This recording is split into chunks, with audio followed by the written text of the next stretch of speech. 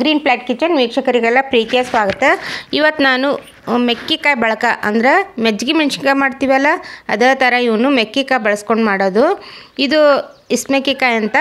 ಇದು ಹೊಲದಲ್ಲಿ ಸಾಮಾನ್ಯವಾಗಿ ಎರೆ ಹೊಲದಲ್ಲಿ ಜಾಸ್ತಿ ಬಿಟ್ಟಿರುತ್ತೆ.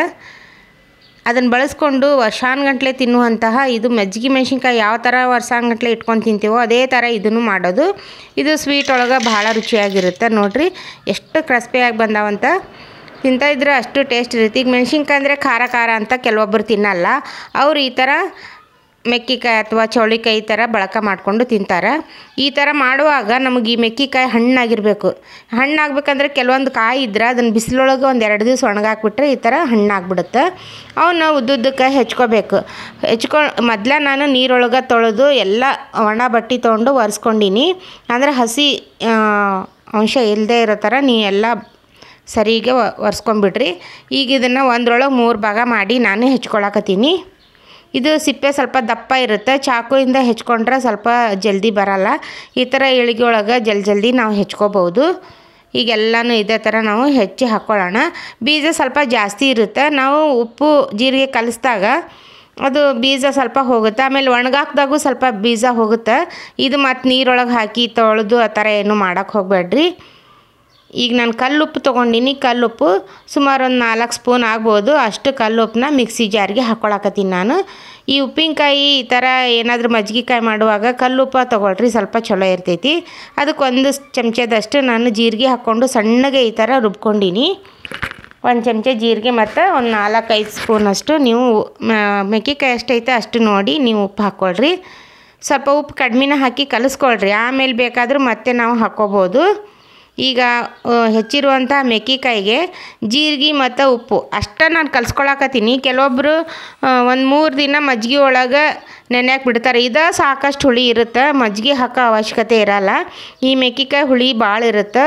ಮಜ್ಜಿಗೆ ಮತ್ತು ಈ ಥರ ಹುಳಿ ಇರೋ ಯಾವುದೇ ಪದಾರ್ಥ ನಾವು ಹಾಕೋ ಅವಶ್ಯಕತೆ ಇರಲ್ಲ.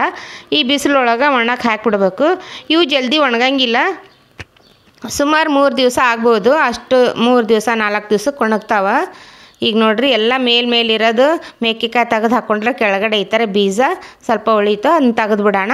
ಮತ್ತು ನಾವು ಒಣಗಿ ಹಾಕಿ ಕೈಯಾಡಿಸಿ ಒಣಗಿ ಹಾಕಿದಾಗ ಮತ್ತೆ 3 ದಿನ ಅನ್ನೋದ್ರೊಳಗೆ ಈ ಥರ ತಟ್ಟೆಗೆಲ್ಲ ಅಂಟ್ಕೊಂಡ್ಬಿಟ್ಟಿರ್ತಾವೆ ಬೀಜ.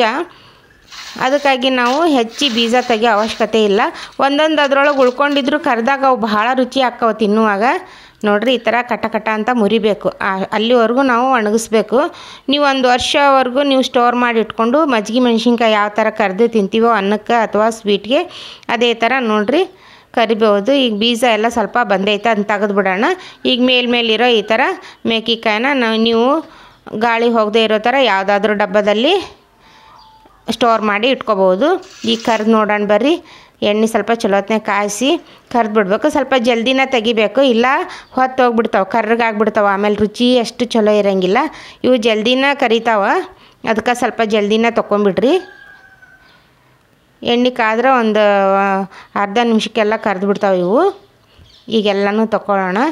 ಇವು ಎಷ್ಟು ರುಚಿ ಇರ್ತಾವಂದ್ರೆ ಖಾರ ತಿಂದೇ ಇರೋರು ಮಜ್ಜಿಗೆ ಮೆಣಸಿನ್ಕಾಯಿ ಅಂದರೆ ಖಾರ ಇರ್ತಾವೆ. ಕೆಲವೊಬ್ರು ಖಾರ ತಿನ್ನಲ್ಲಲ್ಲ, ಅವ್ರು ಈ ಥರ ಮೆಕ್ಕಿಕಾಯಿ ಬಳಸ್ಕೊಂಡು ಮತ್ತು ಚೌಳಿಕಾಯಿ ಬಳಕನೂ ಮಾಡ್ತಾರೆ. ಈಗ ನಾನು ಮೆಕ್ಕಿಕಾಯಿ ಬಳಕ ಮಾಡಿ ತೋರ್ಸಕತ್ತೀನಿ. ನೋಡಿರಿ ಈ ಥರ ಕ್ರಿಸ್ಪಿಯಾಗಿ ಬಂದಿರ್ತಾವೆ. ಆಮೇಲೆ ತಿನ್ನೋಕ್ಕೂ ಬಹಳ ರುಚಿ ಇರ್ತಾವೆ. ಸ್ವೀಟ್ನಾಗ ಅಥವಾ ಬಿಸಿ ಅನ್ನಕ್ಕೆ ಬಹಳ ರುಚಿ ಇರ್ತಾವೆ.